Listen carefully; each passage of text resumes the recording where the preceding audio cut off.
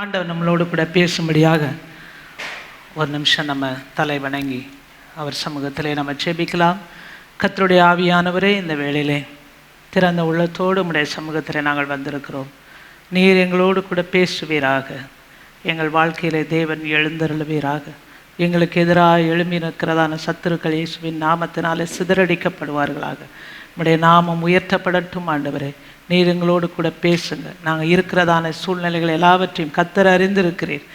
எங்களுடைய மன கலக்கங்கள், பாரங்கள் எல்லாவற்றையும் நீங்கள் அறிந்திருக்கிறீங்க. நீர் எங்களை விசாரிக்கிறவராக இருக்கிறபடினாலே எல்லாவற்றையும் உடைய சமூகத்திலே நாங்கள் வைத்திருக்கிறோம். கர்த்தாவே, நீங்கள் ஏற்ற வேளையிலே எங்களுக்கு பதில் தருகிற தேவனாயிருக்கிறீர். இந்த வேளையிலும் உம்முடைய வார்த்தையினாலே நீர் எங்களை தேற்றுவீராக, எங்களை பலப்படுத்துவீராக. இயேசுவின் நாமத்தில் பிதாவே, ஆமீன். ஹல்லேலூயா. ஆண்டவர் இந்த நாளிலே உங்களோடு கூட பேசும்படியாக சொன்னதான வார்த்தை சங்கீதம் 68 1-3 1, 2, 3 வசனங்கள். சங்கீதம் 68 1, 2, 3. தேவன் எழுந்தருள்வார், அவருடைய சத்துருக்கள் சிதறுண்டு, அவரை பகைக்கிறவர்கள் அவருக்கு முன்பாக ஓடி போவார்கள். புகை பறக்கடிக்கப்படுவது போல அவர்களை பறக்கடிப்பீர். மெழுகு அக்கினிக்கு முன் உருகுவது போல துன்மார்க்கர் தேவனுக்கு முன் அழிவார்கள். நீதிமான்களோ தேவனுக்கு முன்பாக மகிழ்ந்து களி கூர்ந்து ஆனந்த சந்தோஷம் அடைவார்கள். எல்லாரும் சேர்ந்து படிக்கலாமா? அந்த 3 வசனத்தை திரும்பி ஒரு படிக்கலாம் நம்ம. தேவன் எழுந்தருளுவார், அவருடைய சத்துருக்கள் சிதறுண்டு, அவரை பகைக்கிறவர்கள் அவருக்கு முன்பாக ஓடி போவார்கள். புகை பறக்கடிக்கப்படுவது போல அவர்களை பறக்கடிப்பீர். மெழுகு அக்கினிக்கு முன் உருகுவது போல துன்மார்க்கர் தேவனுக்கு முன் அழிவார்கள். நீதிமான்களோ தேவனுக்கு முன்பாக மகிழ்ந்து களி கூர்ந்து ஆனந்த சந்தோஷம் அடைவார்கள். ஆமேன். ஹல்லேலூயா. இதற்கு இணையான ஒரு வார்த்தை இது சங்கீதம் தாவீது எழுதினதான இது பாட்டு என்று சொல்லப்பட்டிருக்கிறது. அவன் சத்துருக்களை ஜெயித்த பொழுது அந்த சூழ்நிலையில் அவன் பாடினதான இந்த சங்கீதம். இதெல்லாம் ஆக்சுவலாக ஃபஸ்ட்டு யார் சொன்னது அப்படின்னு சொல்லி பார்த்தீங்கன்னா மோசே தான் இதை சொல்கிறாரு. அதை நம்ம படிக்கலாமா? என்னாகமம் 10வது அதிகாரம். என்னாகமம் 10வது அதிகாரம் 35வது வசனம். பெட்டியானது புறப்படும் போது மோசே, கர்த்தாவே எழுந்தருளும், உம்முடைய சத்துருக்கள் சிதறடிக்கப்படுவார்களாக, உம்மை பகைக்கிறவர்கள் உமக்கு முன்பாக ஓடிப்போவார்களாக என்பான். அந்த வார்த்தையை சொல்கிறப்பமே நம்மளுக்கு எப்படி இருக்குது? அப்படி ஒரு உற்சாகமாக இருக்குல்ல? நம்ம சொல்லாமா? கர்த்தாவே எழுந்தருளும், கர்த்தாவே எழுந்தருளும், உம்முடைய சத்துருக்கள் சிதறடிக்கப்படுவார்களாக, உம்மை பகைக்கிறவர்கள் உமக்கு முன்பாக ஓடி போவார்களாக. நம்ம 2 தடவை சொல்லலாமா? தேவன் எழுந்தருளுவீராக, சத்துருக்கள் சிதறடிக்கப்படுவார்களாக. தேவன் எழுந்தருளுவீராக, சத்துருக்கள் சிதறடிக்கப்படுவார்களாக. தேவன் எழுந்தருள்வீராக, சத்துருக்கள் சிதறடிக்கப்படுவார்களாக. ஆமேன். இந்த நாளிலே இந்த வார்த்தையை தான் ஆண்டவர் நம்மளோடு கூட பேச போகிறார். இது எந்த இடத்துல எப்படிப்பட்டதான சூழ்நிலையில் மோசே இதில் சொன்னார் அப்படின்னு சொல்லி நம்ம பார்க்கும் பொழுது யாத்ராகமம் 40வது அதிகாரம். யாத்ராகமம் 40வது அதிகாரம். யாத்ராகமம் 40 34 38 நம்ம படிக்கும் பொழுது நான் இதை எந்த இதில்னு சொல்லிடுறேன். அதாவது இஸ்ரவேல் ஜனங்கள் எகிப்து தேசத்திலே அடிமைகளாக இருந்தாங்க. ஆண்டவர் குறித்த வேளை வந்தது. அந்த வேளையிலே மோசேயை பார்த்து, நீ தான் போய் ஜனங்களை மீட்டு கொண்டு வர வேண்டும் அப்படின்னு சொல்லி அவனை அனுப்பினார். அவன் ஜனங்களை அங்கே போய் அங்கே சொல்கிறான். ஆனால் ராஜா என்ன செய்யலை? பார்வோன் உடனே விடலை. ஆண்டவர் முதலே சொல்லிட்டார், நான் அவனுடைய இருதயத்தை கடினப்படுத்துவேன் அப்படின்னு சொன்னார். எதுக்காக? தேவனுடைய மகிமை வெளிப்படும்படியாக. அப்போ ஒரு சில நேரங்களில் சூழ்நிலைகளில் அவங்களுடைய இருதயம் எதிராக கடினப்பட்டு இருக்குதா, அந்த இடத்துல நம்ம சோர்ந்து போகக்கூடாது. அங்கே யார் மகிமை அடைய போகிறார்? தேவன் மகிமை அடைய போகிறார். தம்முடைய அற்புதத்தை காண்பித்து அங்கே மகிமை அடைய போகிறார். ஆகையினால்தான் அதை அனுமதித்திருக்கிறார். ஆக இந்த இந்த இடத்துல நான் பார்க்கும் பொழுது அவங்க அந்த அடையாளங்களை எல்லாம் காண்பித்து அதுக்கு பின்னாடி அந்த இஸ்ரவேல் ஜனங்கள் அந்த இடத்தை விட்டு வந்தாங்க. அப்படி வர்றப்போ அவங்களுக்கு எதிராக என்ன இருந்தது? செங்கடல் வந்துருச்சு. செங்கடலை பார்த்த உடனே இவங்களுக்கெல்லாம் பயம் வந்துருச்சு இஸ்ரவேல் ஜனங்களுக்கு. உடனே அங்கேயும் ஒரு முறுமுறுத்தாங்க, எதிராக பேசினாங்க. ஆனால் மோசே தேவனுடைய சமூகத்தில் நின்றான். அவர் சொன்னார், உன் கையில் இருக்கிற அந்த கோலை நெசை நீட்டு அப்படின்னு சொன்ன உடனே அந்த செங்கடல் இரண்டாக பிளந்து வழிவிட்டது. அவங்க வெட்டாந்தரையிலே கடந்து போவதை போல கடந்து போனாங்க. ஈரம் கூட இல்லை, வெட்டாந்தரையில் கடந்து போவதை போல அவங்க கடந்து போனாங்க. அவ்வளோ வல்லமையுள்ளதான தேவன். சரி, அவங்க கடந்து வந்த பின்னாடி அங்கே கரையெல்லாம் அடுத்த கரையில் வந்துட்டாங்க. வந்த உடனே ஒரே உற்சாகமான பாட்டு. அந்த யாத்திராகமம் 15வது அதிகாரத்தில் நம்ம பார்க்குறோம். அவங்க பாடின பாட்டு ரொம்ப சந்தோஷமாக பாடுறாங்க. ஆண்டவர் கர்த்தர் எவ்வளவு பெரியவர், வல்லவர் அப்படின்னு எல்லாம் சொல்லி பாடுறாங்க. அப்புறம் பாடிட்டு கொஞ்ச நேரம் கழித்து அவங்களுக்கு என்ன இல்லாமல் போயிடுச்சு? தண்ணீர் இல்லை. தண்ணீர் இல்லைன்னு திருப்பி முறுமுறுப்பு.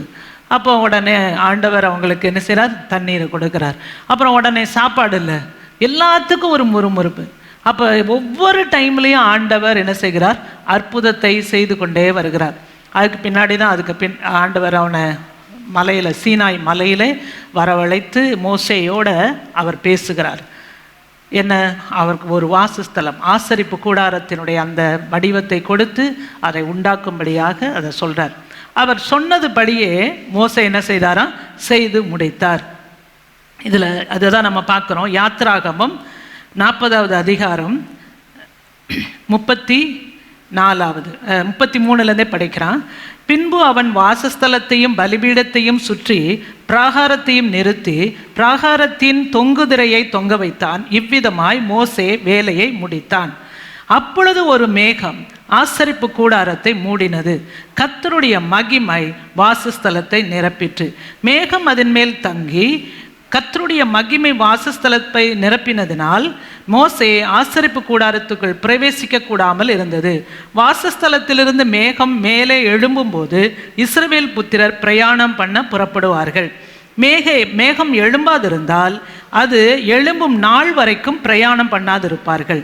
இஸ்ரவேல் வம்சத்தார் பண்ணும் எல்லா பிரயாணங்களிலும் அவர்கள் எல்லாருடைய கண்களுக்கும் பிரத்யட்சமாக பகலில் கர்த்தருடைய மேகமும் இரவில் அக்கினியும் வாசஸ்தலத்தின் மேல் தங்கி இருந்தது. அதுதான் ஆண்டவர் அவங்களோடு கூட வருவதற்கு அடையாளம். என்ன தெரியுமா? பகலில் மேகஸ்தம்பம், இரவில் என்னதான்? அக்கினி ஸ்தம்பம். இதுதான் அவங்களுக்கு கூடவே இருந்து வழி நடத்தினது.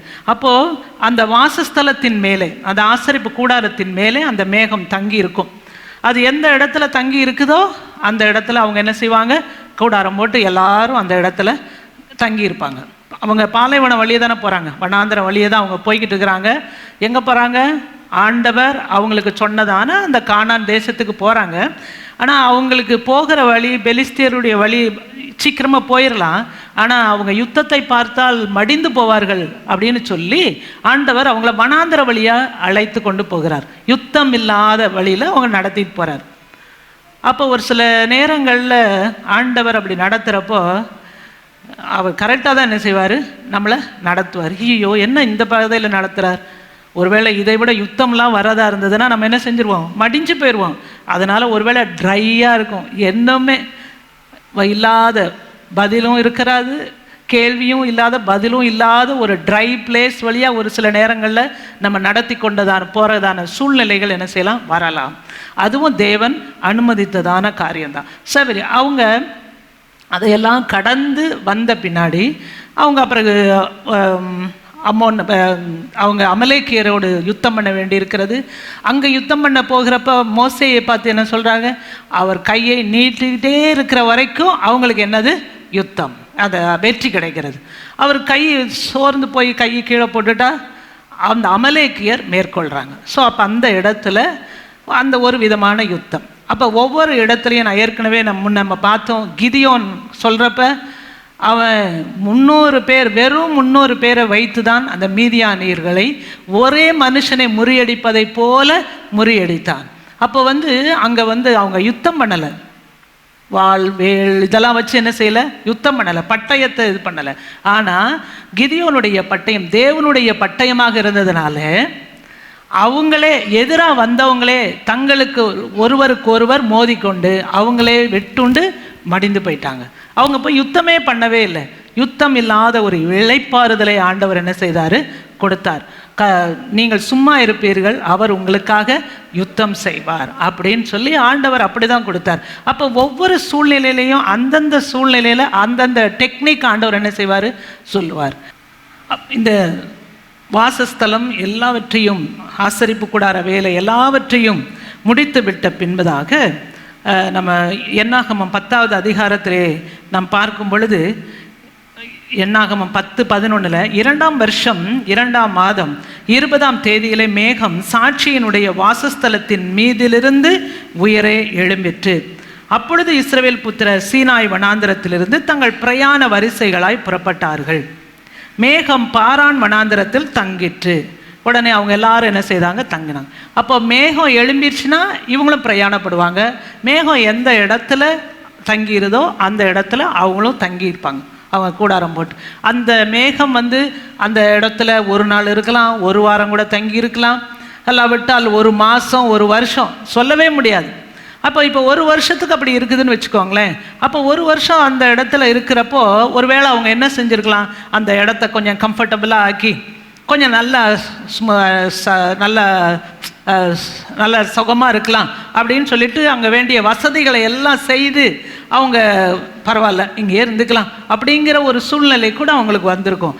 அந்த டைம் பார்த்தா என்ன செய்யும், மேகம் பார்த்தா காலையில் அது கிளம்பி போயிட்டுருக்கும்.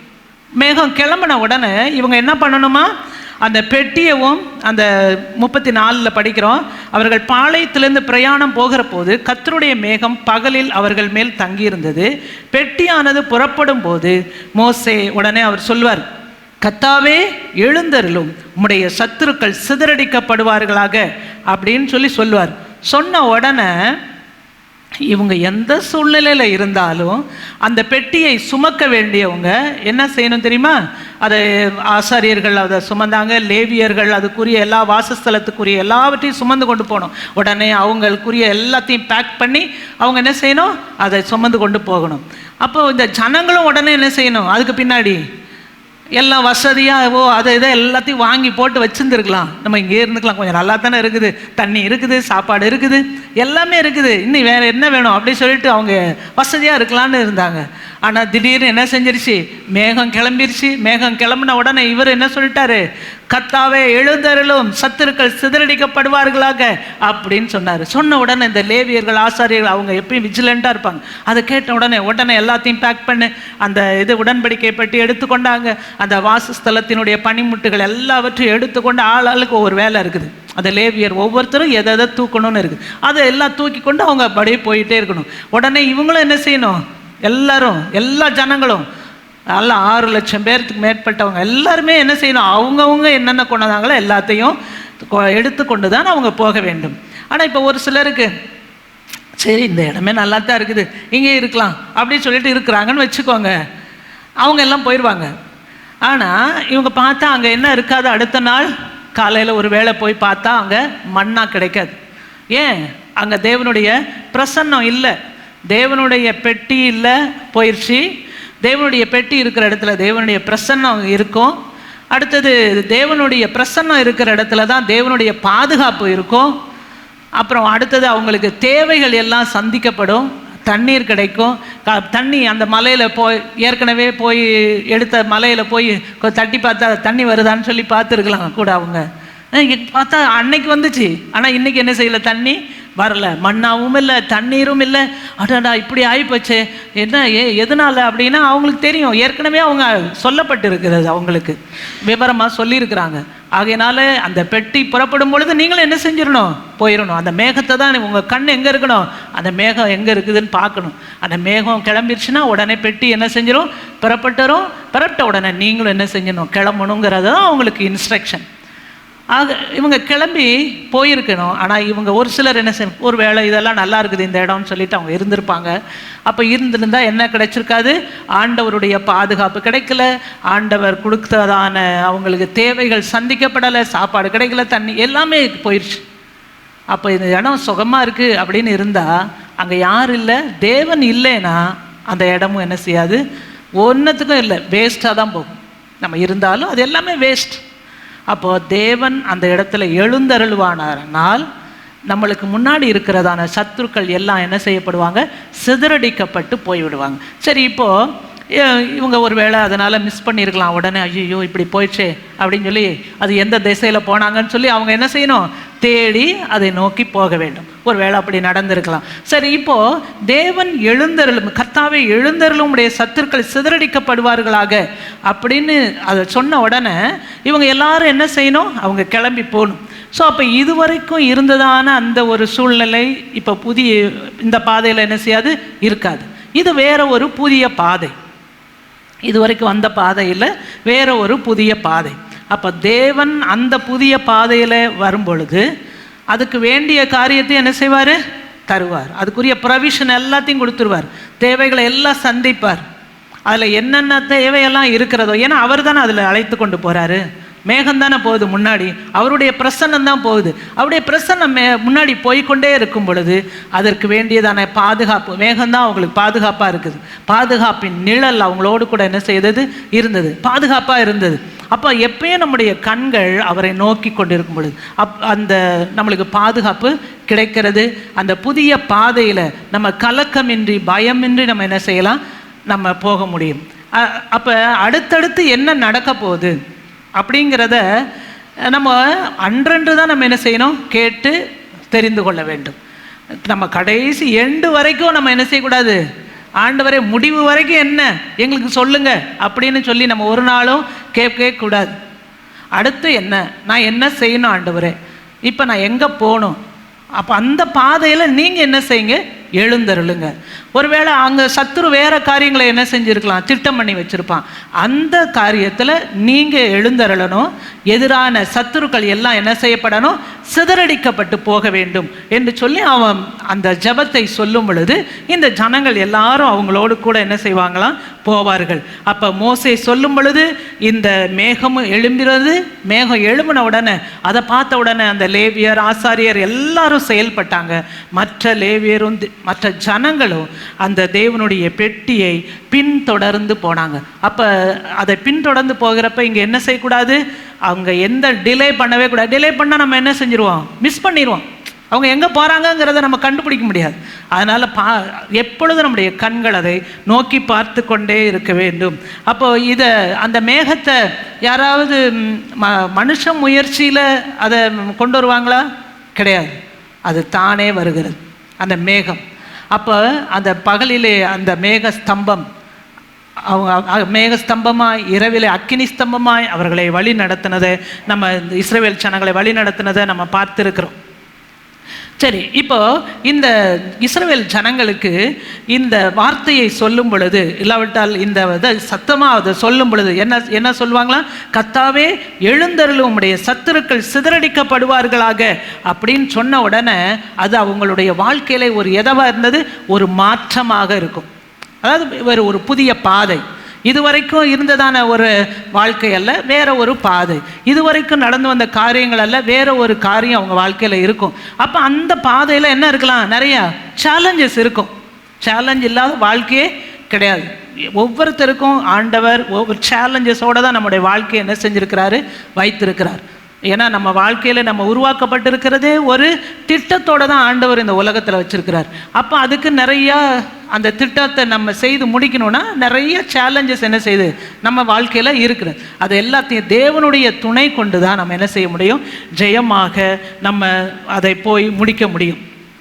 அப்போ இதை நம்ம இந்த காரியத்தை நம்ம அநேக தேவ மனிதர்களுடைய வாழ்க்கையில நம்ம பார்க்குறோம். உதாரணமாக நம்ம இந்த 2 நாளாகமம் 20வது அதிகாரத்தை நம்ம பார்க்கலாம். தேவன் எழுந்தருளினதான ஒரு காரியத்தை குறித்து நம்ம பார்க்க போகிறோம். தேவன் எழுந்தருளும் பொழுது உண்மையாகவே சத்துருக்கள் என்ன செய்யப்படுவாங்க? சிதறடிக்கப்படுவாங்க. அங்கே வேற யுத்தமே நம்ம செய்யவே வேண்டியதே இல்லை. அவர் எழுந்தருளிட்டார்னா நம்ம யுத்தம் செய்ய வேண்டிய அவசியம் இல்லை. ஏன்னா அந்த யுத்தம் உங்களுடையதல்ல, அது கர்த்தருடைய யுத்தம். நம்ம சும்மா இருந்து அதை பார்த்தா போதும். ஆனால் நம்ம சும்மா இருப்பதுங்கிறது நம்மளுக்கு முடியாத காரியமாக இருக்கும். நிறைய நேரங்களில் என்ன ஆண்டவரை சும்மா இருக்கிறீங்க, ஒன்றுமே செய்ய மாட்டேங்கிறீங்களே, ஒன்றுமே செய்ய மாட்டேங்க, ஒரு அசைவை கூட காணுமே அப்படின்னு சொல்லி நம்ம நினைக்கலாம். ஆனால் சும்மா இருப்பது தான் உங்கள் பலன் அப்படின்னு சொல்லி வாசிக்கிறது. ஆகையினால ஒரு சில நேரங்களில் நம்ம என்ன செய்ய வேண்டியிருக்கிறது? சும்மா தான் இருக்கணும். சும்மா இருக்கிறதுனா தேவனை மாத்திரம் பார்த்து அவரை நம்பி, சும்மா இருக்கிறதுனா அவர் மேலே திட மனதாய், ஒரு மனசில் வேற எந்த விதமான சஞ்சலங்களோ தவிப்போ இல்லாமல் அமெரிக்கையாக இருக்கணும் அப்படிங்கிறது தான் அதில் அர்த்தம். சரி, 2 நாளாகமம் 20வது அதிகாரத்தை நம்ம திருப்பிக் கொள்வோம். 2 நாளாகமம் 20வது அதிகாரம். இதில் யூதாவுடைய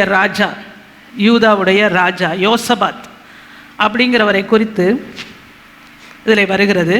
இந்த யோசபாத்துக்கு விரோதமாக யுத்தம் பண்ண மோவாப் புத்திரரும் அம்மோன் புத்திரரும் அவர்களோட கூட அம்மோனியரும் அப்புறத்தில் உள்ள மனுஷரோடும் கூட யோசபாத்திற்கு விரோதமாக யுத்தம் பண்ண வந்தார்கள். அப்போது இந்த செய்தி ராஜாவுக்கு சொல்லப்படுது, யோசபாத் ராஜாவுக்கு சொல்லப்படுது. இதை கேட்ட உடனே யோசபாத் என்ன ஆயிடுச்சான்? 3வது வசனம் பாருங்க. அப்பொழுது யோசபாத் பயந்து, அவர் நம்மளை ராஜா தான், அவர் அதுக்கு முன்னாடி யுத்தம்லாம் கூட போயிருக்கிறார் அவர். ஆனால் இந்த நேரத்தில் அவர் என்ன செஞ்சிட்டாரு? பயம் வந்துருச்சு. பயந்து கர்த்தரை தேடுகிறதற்கு ஒருமுகப்பட்டு யூதாவெங்கும் உபவாசத்தை கூறுவித்தான். அங்கே சுற்றிலும் எல்லாம் பாளையம் இறங்கி இவங்களுக்கு எதிராக வந்திருக்கிறாங்க. ஆனால் இவன் என்ன செய்ய சொல்கிறான்? எல்லாரும் உபவாசம் பண்ணி ஆண்டவரை முகத்தை நம்ம தேடுவோம் அப்படின்னு சொல்லி சொல்கிறாங்க. அது அதுக்கும் சம்மந்தம் இல்லாமல் இருக்குது தானே. யுத்தத்துக்கு வந்தால் நம்ம என்ன செய்யணும்? சண்டை தானே போடணும். ஆனால் இவன் என்ன பண்ணலை? சண்டை போடலாம் போகல. ஏன்னா இவனுக்கு பயமாக இருக்குது. எதிராக எழும்பி இருக்கிறதான அந்த பாளையத்தை பார்த்த உடனே இவனுக்கு பயம். கேள்விப்படுறான், அவங்க வந்துட்டாங்க, இவங்க வந்துட்டாங்க, இந்த நாட்டுக்காரன் அந்த நாட்டு எல்லாம் கூடி வந்துட்டாங்க உங்களை ஒரு ராஜாவை எதிர்ப்பதற்கு. ஆகையினால என்ன பண்ண போகிறீங்க அப்படின்ன உடனே இவனுக்குள்ளார பயம் வந்துருச்சு. வந்து கர்த்தரை தேடுவதற்கு அவன் என்ன செய்யானா? ஒருமுகப்பட்டான். அப்போது இந்த மாதிரி பயந்த சூழ்நிலையில் வேறு எந்த காரியமும் நம்ம என்ன செய்யக்கூடாது, தீர்மானங்களை எடுக்கக்கூடாது. பயப்படுற சூழ்நிலையில் எந்த தீர்மானமும் எடுக்கவே கூடாது. ஆனால் ஒரே ஒரு தீர்மானம் எடுக்கணும். என்னது? ஆண்டவரை மாத்திரம் நம்ம சார்ந்து கொள்ளலாம் அப்படிங்கிறது. வேறு எந்த மனுஷ முயற்சிக்கெலாம் போகவே கூடாது. ஏன்னா மனுஷ முயற்சிலாம் அது ஒருவேளை அற்ப பிரயோஜனமாக ஒன்றுமில்லாததாய் அது போய்விடும். தேவன் அந்த காரியத்தில் ஈடுபட்டு அதில் செயல்பட்டாருன்னா அது வித்தியாசமானதாக இருக்கும். நம்ம அங்கே சும்மா இருந்தால் போதும், ஜஸ்ட்டு நம்ம வெயிட் பண்ணிட்டு இருந்தால் போதும், அந்த ரிசல்ட்டை நல்ல ரிசல்ட்டை நம்ம பார்க்க முடியும். அப்போ இங்கே கர்த்தரை தேடுகிறதற்கு ஒருமுகப்பட்டு யூதாவெங்கும் உபவாசத்தை கூறுவித்தான். அப்படியே யூத ஜனங்கள் கர்த்தரிடத்திலே சகாயம் தேட கூடினார்கள். அப்போ கர்த்தரிடத்தில் மாத்திரம்தான் நம்மளுக்கு என்ன இருக்கிறது? சகாயம் இருக்கிறது. எனக்கு உதவி வரும் கண்மலையை நோக்கி என் கண்களை ஏறெடுக்கிறேன், வானத்தையும் பூமியையும் உண்டாக்கின கர்த்தரிடத்திலிருந்து எனக்கு ஒத்தாசை வரும். இல்லையா? அது சாதாரண வசனமா? அது வானத்தையும் பூமியையும் உண்டாக்கின கர்த்தரிடத்திலிருந்து எனக்கு ஒத்தாசை வரும். இப்போ நம்ம அந்த பிரிட்ஜ் மேலே அந்த வழியை போகிறப்ப கீழே அந்த ஹைட்டிலேருந்து கீழே பார்க்குறோம்ல, அதெல்லாம் பார்க்குறப்ப ரொம்ப பிரமிப்பாக இருக்குது. இந்த இதுவே பிரமிப்பாக இருக்குது. அப்புறம் அதே போல் நம்ம இந்த ஏற்காடு இதிலெல்லாம் போய் அந்த நின்று பார்த்தோன்னா கீழே பார்க்குற காரியங்களும் அவ்வளோ பிரமிப்பாக இருக்கிறது. இது மனுஷனால் முடியுமா? முடியவே முடியாது. அப்போ இது நம்ம பார்வையில் ஒரு துளியை தான் பார்க்குறோம். இதுவே இவ்வளோ பிரமிப்பாக இருக்கிறது. அப்படின்னா அந்த வானத்தையும் பூமியையும் உண்டாக்கின கர்த்தரிடத்திலிருந்து எனக்கு என்ன கிடைக்கும்? ஒத்தாசை, உதவி கிடைக்கும் எனக்கு. நான் ஏன் பயப்படணும்? வானத்தையும் பூமியை உண்டாக்கினவர் அவர். அப்போ அவரால் எல்லாமே நிச்சயமாக செய்ய முடியும். ஆகையினாலே கர்த்தரிடத்திலே சகாயம் தேட கூடினார்கள். அப்போ யூதாவில் உள்ள எல்லா பட்டணங்களிலும் இருந்து அவர்கள் கர்த்தரை தேட வந்தார்கள். அவங்களுக்குள்ளார ஒரு மனம் வந்துச்சு பாருங்க. அதுதான். அப்போ இப்போது நம்மளுடைய காரியங்களில் கூட ஏதோ ஒரு நெருக்கம் பிரச்சனைகள் வந்துருச்சுன்னா நம்ம எல்லாரும் என்ன செய்யணும்? குடும்பமாக நம்ம ஒன்றிணைந்து.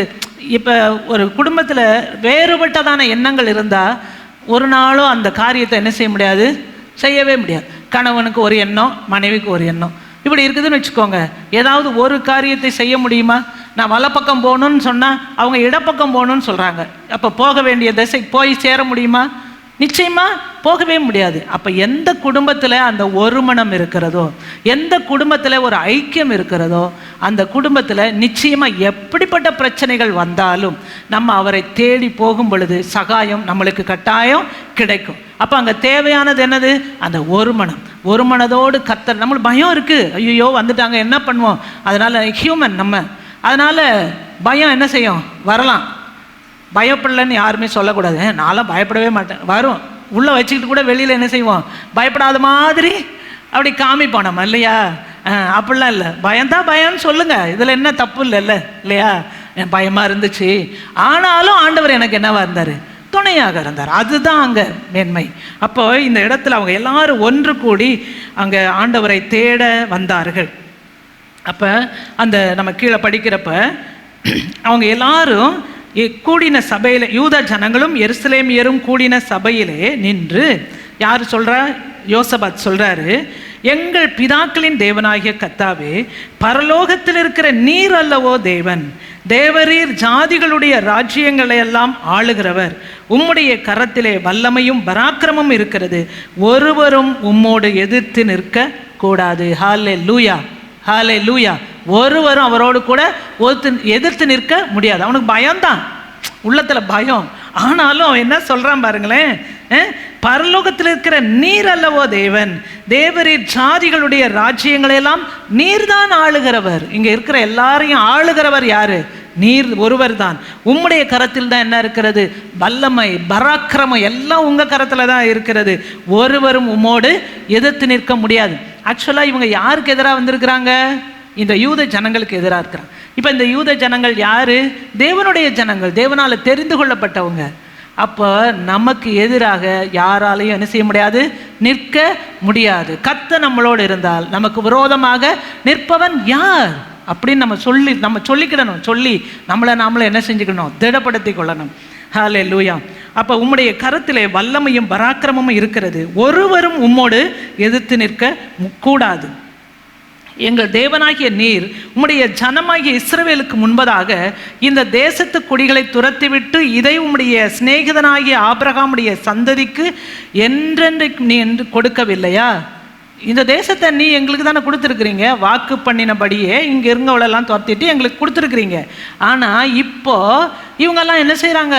இது எங்களுக்கு தான், நாங்கள் எங்கள் சுதந்திரத்தை அவங்க வந்து பிடிக்கிறதுக்கு என்ன செய்கிறாங்க? வர்றாங்க. நாங்கள் அதை பார்க்கலாம். ரொம்ப சூப்பரான வசனம் பாருங்கள், 11வது வசனம் பாருங்கள். இப்போதும் இதோ அவர்கள் எங்களுக்கு நன்மைக்கு தீமையை சரி கட்டி தேவரீர் எங்களை சுதந்திரிக்க பண்ணின உம்முடைய சுதந்திரத்திலிருந்து எங்களை துரத்தி விட வருகிறார்கள். ஹல்லேலூயா. என்ன செய்கிறாங்க? நாங்கள் இருக்கிற இந்த இடத்த விட்டு எங்களை என்ன செய்ய போகிறாங்களா? துரத்தி விடுறேன்னு சொல்லி வராங்க அப்படின்னு சொல்லி ஆண்டவர் சமூகத்தில் அவங்க என்ன செய்கிறாங்க? போய் சொல்கிறாங்க. எங்கள் தேவனே, அவர்களை நீர் நியாயம் தீர்க்க மாட்டீரோ? எங்களுக்கு விரோதமாக வந்த இந்த ஏராளமான கூட்டத்திற்கு முன்பதாக நிற்க எங்களுக்கு பலன் இல்லை. ஏன்னா அவங்க எல்லாம் பயங்கரமாக ஆயுதங்களோடு என்ன செய்கிறாங்க? இருக்கிறாங்க. அதனால் அவங்களுக்கு முன்னாடி என்ன செய்ய முடியல, எங்களால் நிற்க முடியவில்லை. முன்பாக நிற்க எங்களுக்கு பலன் இல்லை. நாங்கள் செய்ய வேண்டியது இன்னதென்று எங்களுக்கு தெரியவில்லை. என்ன பண்ணுறதுனே தெரியல இந்த சூழ்நிலையில். ஆகினாலே எங்கள் கண்கள் உண்மையே நோக்கி கொண்டிருக்கிறது. அதுதான் நம்முடைய கண்கள் எங்கே இருக்கணும்? அவரை மட்டும் தான் நோக்கி. ஏன்னா நம்மளுக்கு என்ன பண்ணே தெரில. அவங்க என்னென்னமோ பேசுகிறாங்க, அவங்களுக்கு இருக்க ஆயுதங்களை வைத்து எங்களை தாக்க பார்க்குறாங்க. ஆனாலும் எங்கள் கண்களோ உங்களையே மாத்திரம்தான் நாங்கள் என்ன செய்கிறோம்? நோக்கி பார்த்து கொண்டிருக்கிறோம். ஹல்லேலூயா. இதே போல தான் நம்மளும் என்ன செய்யணும்? நம்மளுக்கு எதிராக வர சூழ்நிலையில் ஆண்டவரை பார்த்தோன்னா நிச்சயமாக ஆண்டவர் என்ன செய்வார்? நம்மை விடுவிப்பார். ஹல்லேலூயா. 13 பார்க்குறோம். யூதா கோத்திரத்தார் அனைவரும் அவர்கள் குழந்தைகள் பெண் ஜாதிகள் அவர் குமாரரோடு கூட கர்த்தருக்கு முன்பாக நின்றார்கள். எல்லாம் குழந்தை குட்டிங்க எல்லாமே மனைவிமார் எல்லாருமே ஆண்டவர் சமூகத்தில் அந்த இடத்துல கூடி வந்து, இப்போ என்ன ஆகுது, அங்கே உபவாசம் வேற, உபவாசத்தோடு அவங்களுடைய ஆண்டவருடைய சமூகத்தில் வந்து நிற்கும் பொழுது தான் இந்த யோசபாத் ராஜா அவங்களுக்கு முன்னாடி பேசுகிறாங்க. அப்போது அப்படி நிற்கிறப்போ ஆண்டவருடைய வார்த்தை ஒருத்தர் மூலமாக வெளிப்படுகிறது. யகாசியேல் அப்படிங்கிறதான ஆசாப்பின் புத்திரரில் ஒருவரான லேவியின் மேல் கர்த்தருடைய ஆவி இறங்கினதினால் அவர் உடனே சொல்கிறாரு, யாரோ ஒருத்தர், அங்கே இருக்கிற ஒருத்தருக்கு ஆண்டவர் வார்த்தைகளை தருகிறார். அப்போ நம்ம காத்திருக்கும் பொழுது ஆண்டவர் நம் மூலமாக என்ன செய்வார், பேசுவார். நம்ம கூட வசனங்களால் பேசுவார், அதாவது வார்த்தைகளால் நம்மளோட கூட என்ன செய்வார், பேசுவார். ஆனால் நம்ம என்ன செய்யணும், இந்த பயந்த சூழ்நிலையில் நம்மளால் எதுவுமே செய்ய முடியாது. ஆனால் ஒன்றே ஒன்று நம்ம செய்யணும், ஆண்டோடைய சமூகத்தில் நம்ம அமர்ந்து இருக்கும் பொழுது அவர் நம்மளோடு கூட பேசுவார். நம்ம செய்ய வேண்டியது என்ன அப்படிங்கிறத நமக்கு என்ன செய்வார், அவர் பேசுவார். அப்போ தான் அவங்க சொல்கிறாங்க, சகல யூதா கோத்திரத்தாரே எருசலேமின் குடிகளே, ராஜாவாகிய யோசபாத்தை கேளுங்கள், நீங்கள் அந்த ஏராளமான கூட்டத்திற்கு பயப்படாமலும் கலங்காமலும் இருங்கள் என்று கர்த்தர் உங்களுக்கு சொல்லுகிறார். நம்மளுக்கு சொல்கிற வார்த்தை என்ன, நீங்கள் அவங்களுக்கெல்லாம் என்ன செய்யாதீங்க, அவங்க எப்படிப்பட்ட கூட்டமா, ஏராளமான கூட்டம், அவங்களுக்கு நீங்கள் என்ன செய்யாதீங்க, பயப்படாதீங்க, கலங்காதீங்க என்று கர்த்தர் உங்களுக்கு சொல்லுகிறார். இந்த யுத்தம் உங்களுடையதல்ல, இது தேவனுடையது. நம்ம நினைக்கிறோம் இது நம்ம தான் கஷ்டப்படும், நான் தான் அப்படிலாம் நினைக்காதீங்க. இந்த யுத்தம் யாருடையது, கர்த்தருடைய யுத்தம். நம்ம சும்மா இருந்து அவர் நம்ம என்ன செய்வார், பார்க்க செய்வார். ஆனால் நம்ம யாரை மட்டும் சார்ந்து கொள்ளணும், அவரை சார்ந்து. ஏன்னா நம்மளுக்கு சகாயம் செய்கிறவர் அவர் தான், நம்மளுக்கு ஒத்தாசை வரும் பருவம் அவர் தான். அவரால் அன்றி வேற ஒருத்தராலையும் நம்மளுக்கு உதவி செய்யவே முடியாது. மனுஷர்கிட்ட நம்ம அங்கே இங்கேயும் போகலாம், ஆனால் அவங்க கொடுக்கறதான சொல்யூஷன் ஒரு நாளும் என்ன செய்யாது, நம்மளுக்கு தீர்வாகவே அமையாது. ஆண்டவர் கொடுக்கறது ஒன்று தான் நம்மளுக்கு ஜெயத்தை தரும். சரி, அங்கே சொல்லிட்டு அப்புறம் சொல்கிறாரு, நாளைக்கு நீங்கள் அவர்களுக்கு விரோதமாய் போங்கள். எப்போ போகணும், எப்படி போகணும்லாம் கூட சொல்கிறார், எந்த வழியாக போகணும் பாருங்கள். இதோ அவர்கள் சிஸ் என்னும் மேட்டு வழியாய் வருகிறார்கள், நீங்கள் அவர்களை எருவேல் வனாந்திரத்துக்கு எதிரான பள்ளத்தாக்கின் கடையாந்திரத்தில் கண்டு சந்திப்பீர்கள். எந்த வழியாக போகணும், எந்த இடத்துல அவங்கள சந்திக்கணும்னு சொல்கிறார். ஆண்டவர் சொல்லுவாரா, சொல்லுவார். ஆனால் நம்ம என்ன பண்ணணும், இதை கேட்கறதுக்கு நம்முடைய செவிகள் திறந்து இருக்கணும், நம்ம அது வரைக்கும் காத்திருக்கணும். ஆனால் நம்ம பொறுமை இருக்காதுல்ல, உடனே இன்ஸ்டண்ட்டாக என்ன செய்யணும், நம்மளுக்கு தீர்வு வேணும் இப்போமே அப்படின்னு சொல்லி தான். ஏன்னா நம்ம இன்ஸ்டண்ட்டாக எல்லாமே சாப்பிட்டு அந்த எல்லாம் இந்த தீர்வும் எப்படி தான் வரணும்னு நினைப்போம், உடனடி தீர்வு அப்படி தான் நினைப்போம். ஆண்டவர் சமூகத்தில் அதெல்லாம் செல்லாது. அப்போ நம்ம காத்திருக்க வேண்டும். அப்போ அவர் சொல்கிறாரு, இந்த யுத்தத்தை பண்ணுகிறவர் நீங்கள் அல்ல, யூத மனுஷரே, எருசலேம் ஜனங்களே, நீங்கள் தரித்து நின்று கர்த்தர் உங்களுக்கு செய்யும் ரட்சிப்பை பாருங்கள், பயப்படாமலும் கலங்காமலும் இருங்கள், நாளைக்கு அவர்களுக்கு எதிராக புறப்படுங்கள், கர்த்தர் உங்களோடு கூட இருக்கிறார். நம்ம ஏற்கனவே கிதியோன் பார்த்தோம். நம்ம கிதியோனை பார்த்து, பராக்கிரமசாலியே பயப்படாதே, கர்த்தர் உன்னோடு இருக்கிறார் அப்படின்னு சொல்லிட்டு தான் அந்த யுத்தத்தை நடத்த சொல்கிறார். இப்போ இதே இடத்துல இங்கே என்ன சொல்கிறாரு, நீங்கள் போங்க, யுத்தத்துக்கு புறப்படுங்க, நாளைக்கு நீங்கள் அவங்கள சந்திப்பீங்க, கர்த்தர் உங்களோட கூட இருக்கிறார். அவருடைய ப்ரெசன்ஸ் நம்மளுக்கு வந்துருச்சுன்னா அதோட வேற என்னங்க வேணும் நம்மளுக்கு. அதாவது தேவன் எழுந்தருளும் பொழுது அவருடைய பிரசன்னம் என்ன செய்யுது, நம்மளோடு கூட இருக்கிறது. அப்போ நம்மளுக்கு எதிரான சத்துருக்கள் எல்லாம் என்ன செய்வாங்களாம், சிதறடிக்கப்பட்டு போய்விடுறார், ஒன்றுமில்லாமல் அவர்கள் போய்விடுவார்கள். புகை பறக்கடிக்கிறதை போல் அவங்க பறந்து போய், புகை அப்படி காற்று வந்த உடனே அது எங்கே போய் அப்படி மறைஞ்சு போயிடும், எங்கே இருக்குதுன்னே தெரியாமல் போயிடும். அப்போ நம்மளுக்கு எதிராக இருக்கிறவர்கள் இல் பொருள் ஆவார்கள். நீங்கள் அவங்கள தேடி கூட என்ன செய்ய மாட்டீங்க, கண்டுபிடிக்க மாட்டீங்கன்னு ஆண்டவருடைய வார்த்தை இருக்கிறது நமக்கு. ஆனால் எல்லா இடத்துலையும் அப்படின்னு இல்லை, ஒரு சில சூழ்நிலைகளில் ஆண்டவர் நம்மளை அந்த மாதிரியாக நடத்துகிறார். அப்போ உடனே யோசபாத் இந்த வார்த்தைகளை கேட்ட உடனே தரை மட்டும் முகம் குனிந்தான். சகல யூதா கோத்திரத்தாரும் கர்த்தரை பணிந்து கொள்ள கர்த்தருக்கு முன்பாக தாழ விழுந்தார்கள். இது அவங்களை ஆண்டவரை என்ன செய்கிறாங்க, ஆராதிக்கிற விதத்தை சொல்லி இருக்கிறது. அவர் தரை மட்டும் முகம் குனிஞ்சாராம், ஜனங்கள் எல்லாரும் தாழ விழுந்து அவரை ஆராதித்தார்கள். அப்புறம் 19 நம்ம படிக்கிறோம், லேவியர் எல்லாம் எழுந்திருந்து அந்த இஸ்ரவேலின் தேவனாகிய கர்த்தரை மகா சத்தத்தோட கம்பீரமாய் துதித்தார்கள். தேவனுடைய வார்த்தை வந்த உடனே அவங்களுக்கு அப்படியே ஒரு உற்சாகம் வந்துருச்சு. உடனே அவங்க என்ன செய்தாங்க, எல்லாரும் ஆண்டவரை துதித்தார்கள். உடனே காலமே எழுந்து அவங்க என்ன சொன்னாங்களோ அதன்படியே என்ன செய்கிறாங்க. அப்போ அந்த ராஜா அவங்களை பார்த்து சொல்கிறாரு, யூதாவே எருசலேமின் குடிகளை கேளுங்கள், உங்கள் தேவனாகிய கர்த்தரை மட்டும் என்ன செய்யுங்க, நம்புங்க, அப்பொழுது நிலைப்படுவீர்கள்.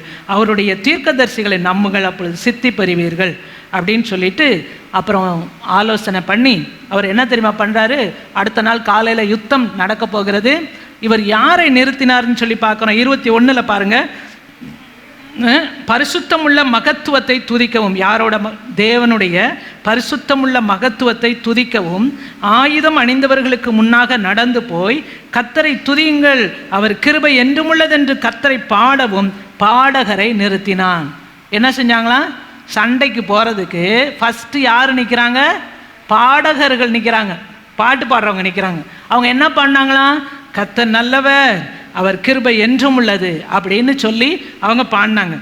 அவர்கள் பாடி துதி செய்ய தொடங்கின போது யூதாவுக்கு விரோதமாய் வந்த பதவியிருந்த அம்மோன் புத்திரரையும் மோவாபியரையும் சேயீர் மலை தேசத்தாரையும் ஒருவருக்கு விரோதமாய் ஒருவரை கர்த்தர் எழும்ப பண்ணினதினால் அவர்கள் வெட்டுண்டு விழுந்தார்கள். பாருங்க எவ்வளோ அற்புதம், ஹல்லேலூயா. அவங்க என்ன செய்யலாம், துதி செய்ய தொடங்கினதும், ஜஸ்ட்டு துதி செய்ய தான் தொடங்கின உடனே அங்கே என்ன நடந்தது, அங்கே இவங்களோட சண்டை போடுறதுக்கு மோவாபியரும் அம்மோன் புத்திரரும் வந்திருக்கிறாங்க. ஆனால் இப்போ அவங்க 2 பேரும் ஒருத்தருக்கு ஒருத்தர் என்ன செஞ்சுக்கிட்டாங்க, அடிச்சுக்கிட்டாங்க. ஒருத்தர் பட்டயம் ஒருத்தருக்கு விரோதமாக மாறிவிட்டது.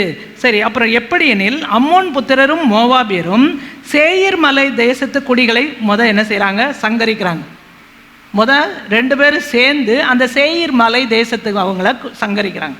அடுத்து என்ன பண்ணுறாங்க, அவங்க 2 பேருமே ஒருத்தருக்கு விரோதமாக ஒருத்தர் என்ன செஞ்சிட்டாங்க, மாறிவிட்டார்கள். ஒருத்தருக்கு விரோதமாக எழும்பினார்கள். அவர்கள் தாங்களும் தங்களில் ஒருவரை ஒருவர் அழிக்கத்தக்க விதமாய் கை கலந்தார்கள். யூத மனுஷர் வனாந்தரத்தில் உள்ள சாம கூட்டண்டையில் வந்து அந்த ஏராளமான கூட்டம் இருக்கும் திக்கை நோக்குகிற போது இதோ அவர்கள் தரையிலே விழுந்து கிடக்கிற பிரேதங்களாக கண்டார்கள். ஹல்லேலூயா. ஒருவரும் தப்பவில்லை. பாருங்க, ஒருத்தர் கூட மீஞ்சி போகலை, எல்லாரும் பிரேதமாக கிடக்குறாங்களாம். இவங்க ஏதாவது போய் யுத்தம் பண்ணாங்களா? அவங்க போய் எதுவுமே யுத்தமே செய்யலை. ஆனால் அதான் வார்த்தை, ஆண்டோடைய வார்த்தை என்னது, இந்த யுத்தம் உங்களுடையது அல்ல, இது யாருடைய யுத்தம், இது கர்த்தருடைய யுத்தம். அப்போ நம்ம என்ன செய்யணும், அவர் துதி செய்ய தொடங்கினது. ஆனால் முதலாவது அவங்க என்ன செய்தாங்க, அவங்க பயம் வந்தது, ஆனாலும் அவங்க என்ன செய்தாங்க, தேவனுடைய சமூகத்தில் கூடி வந்தாங்க, உபவாசம் எடுத்தார்கள், அவங்க ஜெபம் பண்ணாங்க, ஆண்டவர் அவங்களோடு கூட பேசினார், எந்த பக்கம் எந்த வழியில் எப்படி செயல்படணும்னு சொன்னார். அங்கே செயல்பட்டதும் அவங்க பட்டயத்தை எடுத்துலாம் செயல்படலை, ஜஸ்ட் ஆண்டவரை துதி செய்ய தொடங்கினார்கள். அப்பொழுது அவங்களுக்காக ஆண்டவர் என்ன செய்தார், யுத்தம் செய்தார். அப்போ அந்த யுத்தம் செய்த பொழுது அதில் நம்ம பார்க்குறோம், அந்த 25 யோசபாத்தும் அவனுடைய ஜனங்களும் அவர்கள் உடைமைகளை கொள்ளையிட வந்தபோது அவர்கள் கண்ட ஏராளமான பொருட்களும் பிரேதங்களிலிருந்து உரிந்து போட்ட ஆடை ஆபரணங்களும் தாங்கள் எடுத்துக்கொண்டு போகக்கூடாது இருந்தது. 3 நாளாய் கொள்ளையிட்டார்கள். அது அவ்வளவு மிகுதியாக இருந்தது. கொள்ளை பொருளை கொள்ளையிட்டாங்களாம். எவ்வளவு நாளா? 3 நாள். அப்படியும் அவங்களால முடியாத அளவுக்கு ஆண்டவர் அவங்களுக்கு என்ன செய்தார், அந்த கொள்ளையை அவர்களுக்கு தந்தார். அப்போ இவங்க யுத்தம் பண்ணாங்களா? பண்ணலை. ஆனால் யுத்தம் பண்ணாமலே இவர்களுக்கு என்ன கிடைத்தது, ஜெயம் கிடைத்தது. ஆனால் என்ன, ஒன்று கர்த்தரை மாத்திரம் அவங்க சார்ந்து கொண்டார்கள். அப்போ இந்த இடத்துல தேவன் எழுந்தருளினார், சத்துருக்கள் எல்லாம் என்ன செய்தாங்க, சிதறுண்டு போயிட்டாங்க. அப்போ தேவன் நம்மளுடைய வாழ்க்கையில் எழுந்தருளும் பொழுது, நம்முடைய பிரச்சனையில் எழுந்தருளும் பொழுது எதிரான சத்துருக்களை என்ன செய்யப்படுவாங்க, சிதறுண்டே போயிடுவாங்க. அவங்களே ஒருத்தருக்கு விரோதமாக ஒருத்தரை அடித்து அவங்களே ஒன்றும் இல்லாமல் போயிடுவாங்க. நம்ம தேடி பார்த்தா கூட அவங்கள என்ன செய்ய முடியாது, நம்மளுக்கு எதிராக வந்தோம் எங்கடா போனாங்க அவங்களாம் காணோம் அப்படின்னு நம்ம என்ன செய்யணும், தேடணும். அப்படி ஒன்றும் இல்லாமல் இல் பொருள் ஆவார்கள். அதுதான் இன்றைக்கு தேவன் நம்மளோடு கூட பேசுகிறதான வார்த்தை. ஒருவேளை நம்மளுடைய காரியங்களினாலே, நம்முடைய அறியாமையினால கூட ஒரு சில காரியங்களை நம்ம சிக்கி இருக்கலாம். ஆனால் அந்த இடத்துல இப்போ ஆண்டவர் சொல்கிறதான வார்த்தை, இந்த யுத்தம் உங்களுடையதல்ல, இது யாருடைய யுத்தம், இது தேவனுடையது. இந்த யுத்தத்தில் நிச்சயமாக நமக்கு என்ன உண்டு, வெற்றி உண்டு. ஆனால் அங்கே யார் எழுந்தருளணும், தேவன் எழுந்தருளணும். அவர் எழுந்தருளணும்னு சொல்லி நம்ம சொல்லணும், அதுக்கு அலோவ் பண்ணணும். தேவனே நீர் எழுந்தருளும் அப்படின்னு சொல்லிட்டு நம்மளோட இதை என்ன செய்யக்கூடாது. நம்ம ஜெபம் மட்டும், ஆண்டவரே நீர் எழுந்தருளும், சத்துருக்கள் சரி அப்படின்னு சொல்லிட்டு நம்ம அங்கே போய் அதை செய்யலாம் இதை செய்யலாம் அப்படின்னு ஏதோ ஒன்றை பார்க்கலாம், அந்த அவனை பார்க்கலாம், அப்படிலாம் ஒன்றும் கிடையாது. நம்ம இதெல்லாம் செய்ய வேண்டியதே இல்லை. ஆனால் ஆண்டவர் சொன்னால் என்ன செய்யணும். அவங்க மூலமாக ஆண்டவர் என்ன செய்வார், செயல்படுவார். அதுக்கு ஆனால் காத்திருக்கணும். இது ஆண்டவருடைய வார்த்தையா அப்படின்னு சொல்லி காத்திருக்கணும். ஏன்னா பிசாசும் நம்மளை எங்கேயா அலக்களிக்கிறதுக்காகவே என்ன செய்வான், ஒரு சில காரியங்களை ட்ராக்கை மாற்றி விடுவான். போய் அலையட்டும் கொஞ்ச நேரம், நல்லா இன்னும் கொஞ்சம் பயந்துக்கிட்டு இன்னும் கொஞ்சம் சுற்றிக்கிட்டு திரியட்டும்னு சொல்லிட்டு என்ன செய்வான், அலைய விடுவான். ஆகையினால இது யாருடைய வார்த்தை, இது தேவனுடைய வார்த்தையா இல்லைன்னா நம்மளுடைய எதிராளியுடைய வார்த்தையா அப்படின்னு சொல்லி நம்ம அதை பார்க்கணும். பார்த்து தேவனுடைய வார்த்தைக்கு மாத்திரம் நம்ம கீழ்ப்படியும் பொழுது, நம்ம அதன்படி நம்ம செய்தோன்னா நிச்சயமாக யுத்தமே செய்யாமல் என்ன செய்ய முடியும், நம்மளுக்கு வெற்றியை நாம் பெற்றுக்கொள்ள முடியும். அப்போ அதில் நம்ம பார்க்குறோம், அது வெற்றியோடு மாத்திரம் அல்ல, 3 நாளாய் அவர்கள் என்ன செய்தார்கள், கொள்ளையிட்டார்கள். அது அவ்வளவு மிகுதியாக இருந்தது. 26 4ஆம் நாளில் பெராக்காவிலே கூடினார்கள். அங்கே கர்த்தருக்கு ஸ்தோத்திரம் செலுத்தினார்கள். ஆதலால் அவ்விடத்திற்கு இந்நாள் வரைக்கும் இருக்கிறபடி பெராக்கா என்னும் பெயர் தரித்தார்கள். அப்போ அந்த பெராக்கா அப்படின்னா என்ன, கர்த்தருக்கு அந்த ஸ்தோத்திரம் செலுத்துகிறதான அந்த இடம். அந்த இடத்துல கூடி அவங்க என்ன செய்தாங்களாம், ஆண்டவருக்கு நன்றியை செலுத்துகிறாங்க. அப்போ இங்கே அவங்க என்னமே செய்யலை, யுத்தமே செய்யலை. ஜஸ்ட் ஆண்டவரை உபவாசம் நம்ம யோசிக்கலாம். மனுஷ முயற்சியில் நம்ம யோசித்தானா நம்ம சும்மா இருக்கணும், நம்மளும் ஏதாவது செய்யணும்ல, ஏதாவது செஞ்சோம்னா அப்புறம் ஏதாவது தான் என்ன செய்யும், நடக்கும். ஆண்டவரை நம்ம சார்ந்து கொண்டால் ஈஸியான வழி ஆண்டவர் வச்சுருப்பார். நம்ம தான் என்ன செஞ்சுக்கிறோம், நம்மளுடைய பாதையை கடினப்படுத்தி கொள்கிறோம், நம்ம லைஃபை கிரிட்டிக்கலாக ஆகிக்கிறோம். நம்மளே போய் எதிலையாவது சிக்கி எதிலையாவது மாட்டி ஐயோ ஏன் இப்படி இருக்குதுன்னு சொல்லிட்டு நம்மளே நம்முடைய பாதையை கடினப்படுத்தி கொள்ளுகிறோம். எதனால், ஆண்டவரை சார்ந்து கொள்ளாததுனால நம்முடைய பாதை கடினமான பாதையாக இருக்கிறது. ஆனால் ஆண்டவரை சார்ந்து கொண்டால் நம்மளுக்கு எப்படி இருக்கும், அந்த பாதை அப்படி ஈஸியாக இருக்கும். அதில் எப்படி நடக்கணுங்கிறத ஆண்டவர் சரி. ஏன்னா அந்த இடத்துல யார் எழுந்தருள்வா, தேவன் எழுந்தருள்வார், கர்த்தர் எழுந்தருள்வார். அதில் அந்த பாதையில் நிறுத்தப்பட்டு இருக்கிறதான சத்துருக்கள் என்ன செய்வாங்க, சிதறுண்டு போயிடுவார்கள். பகைவர்கள் எல்லாம் ஓடி போயிடுவாங்க. புகை பறக்கடிக்கப்படுவது போல அவங்க எல்லாம் என்ன செய்வாங்க, அந்த எதிராய் வந்தவர்கள் எல்லாரும் என்ன செய்வாங்க, அவங்க ஓடி போய்விடுவார்கள். புகை பறக்கடிக்கப்படுவதை போல அவர்களை பறக்கடிப்பீர். மெழுகு அக்கினிக்கு முன் உருகுவது போல துன்மார்க்கர் தேவனுக்கு முன் அழிவார்கள். இப்போ ஒரு மெழுகு இருக்குல்ல, மெழுகுவத்தியெல்லாம் தெரியும், அது நெருப்பு எரிய என்ன செய்யும், அதே உருகி கடைசியில் ஒரு ஸ்டேஜ் பார்த்தீங்களா, அது மெழுகுவத்தி இருந்துச்சா அப்படின்னு நம்ம பார்க்கணும். ஏன்னா மெழுகுவத்தி தன்னை கரைத்து கொண்டு வெளிச்சத்தை தரும், அது ஒரு பக்கம். ஆனால் அக்கினிக்கு முன்னாடி அந்த மெழுகு என்ன செஞ்சிடும், உருகி இருந்த இடம் தெரியாமல் என்ன செய்துவிடும், போய்விடும். அப்படித்தான் ஆண்டவர் செய்வார். அப்போ ஆனால் நீதிமான்களோ தேவனுக்கு முன்பாக மகிழ்ந்து களிகூர்ந்து ஆனந்த சந்தோஷம் அடைவார்கள். 4 விதமான மகிழ்ச்சி பாருங்க, சாதாரண மகிழ்ச்சி அல்ல. அப்போ நம்ம ஆண்டவரை, தேவன் நம்மளுடைய வாழ்க்கையில் எழுந்தருளும் பொழுது, தேவன் என்னுடைய பிரச்சனையில் எழுந்தருளும் பொழுது, என்னுடைய எதிர்காலத்தில் தேவன் எழுந்தருளும் பொழுது என்ன நடக்கும், நான் நீதிமான் என்ன செய்வேன், தேவனுக்கு முன்பாக மகிழ்ந்து களிகூர்ந்து ஆனந்த சந்தோஷம் அடைவேன். நிச்சயமாக நம்முடைய வாழ்க்கையில் அது நடக்கும். ஏன்னா இந்த யோசபாத்துடைய வாழ்க்கையில் அவங்க அந்த யுத்தத்துக்கு போகிறதுக்கு முன்னாடியே அவங்க பாட்டெல்லாம் பாடி துதிக்க ஆரம்பிச்சிட்டாங்க. அதுக்கு பின்னாடி வெற்றி கிடைத்தது. வெற்றி கிடைத்த பின்னாடியும் அவங்க என்ன செய்தாங்களா, அந்த பெராக்காவிலே கூடி கர்த்தருக்கு அவங்க ஸ்தோத்திரங்களை செலுத்தினார்கள். அப்போ நமக்கு வருகிறதான், முன்னாடி இருக்கிறதான அந்த யுத்தத்திலே நம்மளுக்கு வருகிறதான ஒவ்வொரு புது புது பாதைகளிலும் அதில் எல்லாத்திலையும் யார் எழுந்தருளுன்னு நம்ம ஜெபம் பண்ணணும், கர்த்தர் எழுந்தருளுவீராக. என்ன பிரச்சனையாக இருந்தாலும் ஆண்டவரே தேவனே நீர் எழுந்தருளுவீராக, இதில் இருக்கிற சத்துருக்கள் சிதறடிக்கப்படுவார்களாக அப்படின்னு ஒன்றுமே ஜெபம் பண்ண தெரியலையா, இதை மாத்திரம் பண்ணுங்க. நிச்சயமாக தேவன் எழுந்தருளிட்டா அங்கே வேற காரியத்துக்கு இதே இல்லை, வழியே இல்லை. நிச்சயமாக அவர் எழுந்தருளும் பொழுது அந்த யுத்தத்தை எல்லாவற்றையும் அவருக்கு எல்லாமே தெரியும்.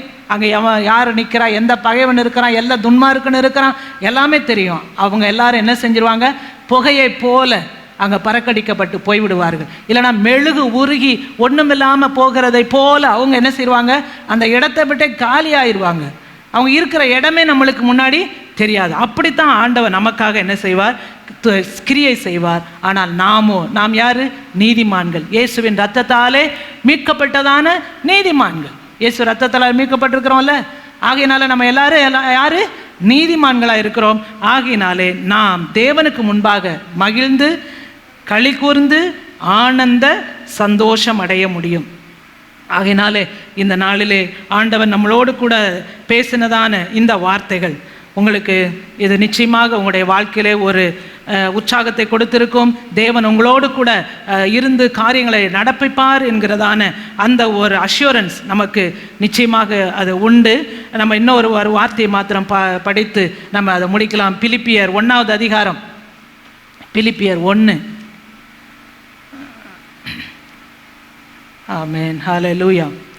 1வது அதிகாரம் 5வது வசனத்திலே, உங்களில் நற்கிரியையை தொடங்கினவர் அதை இயேசு கிறிஸ்துவின் நாள் பரியந்தம் முடிய நடத்தி வருவார் என்று நம்பி நான் உங்களை நினைக்கிற பொழுதெல்லாம் என் தேவனை ஸ்தோத்திரிக்கிறேன். அப்போனா நம்மளிடத்தில் நற்கிரியைகளை தொடங்கினவர் யார்? இயேசு கிறிஸ்து. அதை என்னவா? கிறிஸ்துவின் நாள் பரியந்தம். கிறிஸ்துவின் நாள் பரியந்தம் ஆண்டவருடைய வருகை பரியந்தம் அதை முடிய என்ன செய்வார்? நடத்துவார். எதை நடத்துவார்? நம்மக்கிட்ட நற்கிரியைகளை செய்ய ஆரம்பித்ததான பரிசுத்த ஆவியானவர் நிச்சயமாக கடைசி வரைக்கும் நம்மளை நடத்தி செல்ல அவர் வல்லவராக இருக்கிறார். அதை மட்டும் நம்ம மறந்தே போயிடக்கூடாது. எல்லா சூழ்நிலைகளிலும் அவர் நம்மளோடு கூட இருக்கிறார். என்றென்று நம்மளோடு கூட இருக்கும்படியாக பரிசுத்த ஆவியானவரை அவர் என்ன செய்திருக்கிறார்? நமக்காக அனுப்பியிருக்கிறார். ஆகையினால நம்ம ஒன்றும் யாருமே இல்லை. ஒரு சிலர் சொல்லுவாங்க, எனக்கு யாரும் இல்லைங்க, நான் மட்டும்தாங்க இருக்கிறேன். அப்போ தனியாக இருக்கிறேங்க. நம்மளோட யார் இருக்கிறா? தேவாதி தேவன், வானத்தையும் பூமியும் உண்டாக்கினதான சர்வ வல்லமையுள்ள தேவன் நம்மளோட இருக்கிறாரு. அவர் இருக்கும் பொழுது நமக்கு விரோதமாய் யார் நிற்க முடியும்? நம்ம பார்த்தோம்ல அந்த யோசபாத் அவ்வளோ அழகாக சொல்றாரு. அப்போ வானத்தையும் பூமியையும் உண்டாக்கினதான சர்வ வல்லமையுள்ள தேவன் நம்மளோட இருக்கிறார். நம்மளுக்கு விரோதமாக நிற்பவன் யார்? நம்மளுக்கு முன்னாடி ஒருத்தர் என்ன செய்ய முடியாது? நிற்க முடியாது. ஒருவேளை அப்படிலாம் தோணுதா? அப்படி நிற்கிறாங்களா? இந்த காரியத்தை என்ன செய்யணும்? தேவனே நீங்கள் எழுந்தருளுங்க, சத்துருக்கள் சிதறடிக்கப்படுவார்களாக அப்படின்னு ஜெபம் பண்ணணும். ஆனால் நம்ம அந்த எதிராக நிற்கிறவங்களாம் நம்முடைய சத்துரு கிடையாது. அவங்களுக்கு பின்னாடி கிரியை செய்கிற அந்த அந்தகார வல்லமை, அதுதான் சத்துரு. அந்த ஆளுங்கள்லாம் நம்மளுடைய சத்துருக்கள் கிடையாது. நம்ம அவங்கள நேசிக்கணும். அவங்கள பிசாசு என்ன செய்வான்? அவங்களுக்கு ஆயுதமா இல்லைனா அவங்களுக்கு ஒரு பகடைக்காயா அவன் செயல்படுத்துவான். ஆகையினால அவங்கள ஒரு நாளும் நம்ம என்னவா நினைக்கக்கூடாது? சத்துருவாக நினைக்கக்கூடாது. ஏன்னா இயேசு கிறிஸ்து சத்துருக்களையும் சிநேகிங்கள் அப்படின்னு தான் சொல்லியிருக்கிறார். அவங்களுக்காக ஜெபம் பண்ணுங்கன்னு சொல்லியிருக்கிறார். அதனால் நம்ம பண்ணணும். ஏன்னா அவங்க அறியாமல் அவங்க என்ன செய்கிறாங்க? செயல்படுறாங்க. ஒருவேளை நம்மளுக்கு விரோதமாக கூட்டமாக எழும்பினாலும் அவர்களால் ஒன்றும் செய்ய முடியாது. அவர் சொல்கிறார்ல, அந்த தேவரீர் எங்களுக்கு கொடுத்ததான அந்த சுதந்திரத்தை அவங்க என்ன செய்ய பார்க்குறாங்களாம்? அந்த வார்த்தை பாருங்க, தேவன் எங்களுக்கு கொடுத்ததான அந்த 2 நாளாகமம் 20வது அதிகாரத்தில் அந்த வார்த்தையை மட்டும் நம்ம பார்த்து முடிக்கலாம்.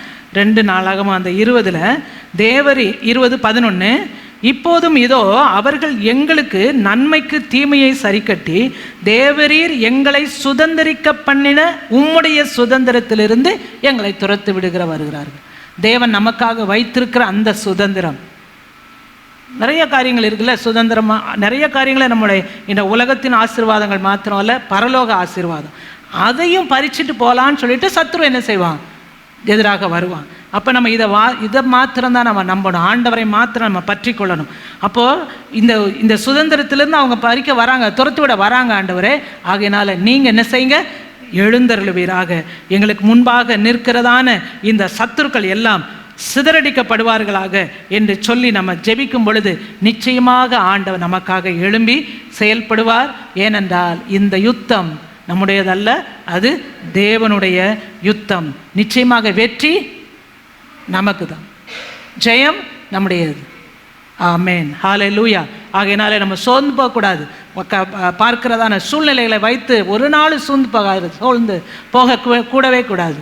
ஆண்டவர் நம்மளோடு கூட இருக்கிறார். தேவன் எழுந்தருளும் பொழுது சத்துருக்கள் சிதறடிக்கப்பட்டு நிச்சயமாக தேவன் நம்முடைய வாழ்க்கையிலே வெற்றியை தருவார். இந்த வேளையில் நம்ம ஜெபிக்கலாமா? ஹல்லேலூயா, ஹalleluya. ஸ்தோத்திரம் ஆண்டவரே, உம்மை நன்றியோடு துதிக்கிறோம் ஆண்டவரே, உம்மை ஸ்தோத்திரிக்கிறோம் ஆண்டவரே. உமக்கு நன்றி. இந்த நாளிலே ஆண்டவரே, நீர் எங்களோடு கூட பேசினதான ஆற்றினதான உம்முடைய வார்த்தை, எங்களை உற்சாகப்படுத்தினதான வார்த்தை, தைரியப்படுத்தினதான வார்த்தை, தேவன் எங்களுடைய பிரச்சனைகளிலே, எங்களுக்கு இருக்கிறதான பாதையிலே தேவன் எழுந்தருளும் பொழுது எங்களுக்கு எதிராக ஒரு சத்துருவும் நிற்க முடியாது. அவங்கெல்லாம் நிச்சயமாக சிதறடிக்கப்பட்டு போவார்கள் என்று சொல்லி இந்த நாளிலே நீர் எங்களோடு கூட பேசியிருக்கிறீர். அப்படியே நடப்பதாக என்று சொல்லி நாங்கள் இப்பொழுது ஜெபிக்கிறோம். ஆண்டவரே, இங்கே வந்திருக்கிற ஒவ்வொருவரும் அவங்களுக்கு தனிப்பட்ட முறையிலே, அவங்களுடைய குடும்பத்திலே, அவங்க இருக்கிறதான இடங்களிலே, அல்லாவிட்டால் அவங்களுடைய ஆவிக்குரிய காரியங்களிலே அவங்க எதிர்த்து நிற்க திராணியற்றவர்களைப் போல பயந்து போய் உம்முடைய சமூகத்தில் வந்திருந்தாலும் கர்த்தர் இந்த நாளிலே அவங்களை உற்சாகப்படுத்துவீராக. தேவன் அவருடைய வாழ்க்கையில எழுந்தருளுவீராக. சத்துருக்கள் சிதறடிக்கப்படுவார்களாக. தேவன் அவர் ஒவ்வொருவருடைய குடும்பத்தில் எழுந்தருளுவீராக. எதிராக சத்துருக்கள் சிதறடிக்கப்படுவார்களாக என்று சொல்லி நாங்கள் ஜெபிக்கிறோம் ஆண்டவரே. ஹalleluya, ஹalleluya.